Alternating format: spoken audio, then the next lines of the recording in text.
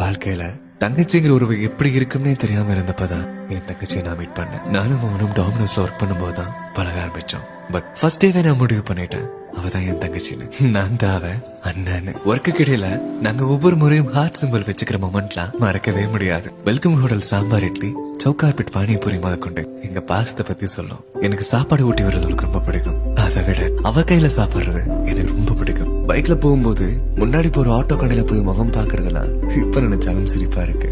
ஒரு தடவை MGM disable போயிட்டு வரும்போது நீ மேல வார்ம் பண்ணிட்ட. அன்னைக்கு நீ என் தோழியே சாஞ்சு படுத்து வந்ததெல்லாம் மறக்கவே முடியாது. இவ்வளவு சந்தோஷமா போன எங்க வாழ்க்கையில என்ன ஆச்சுன்னே தெரியல. என் தங்கச்சியை நான் அவாய்ட் பண்ண ஆரம்பிச்சா வெறுக்க தொடங்கினா. எல்லா தளபதி மூவிஸும் நம்ம தியேட்டர்ல சேர்ந்தே பார்ப்போம். இப்ப நாங்க பேசியே 10 மாசம் ஆகுது. அந்த வழியை என்னால சொல்லவே முடியல. கூட பிறந்த சொந்த தங்கச்சியா இருந்தா கூட நான் இவ்வளவு ஃபீல் பண்ணிட்டு போனான்னு தெரியல. என் தங்கச்சி என்னை விட்டு விலகி போனதுல இருந்து நான் நானாவே இல்லை. என் லைஃப்ல என்னோட 12th லைஃப் மட்டும் தான் பெஸ்ட். ஆனா அதை விட அவ கூட பழகினது 1.5 years ஈவன் மோர் ஸ்பெஷல்.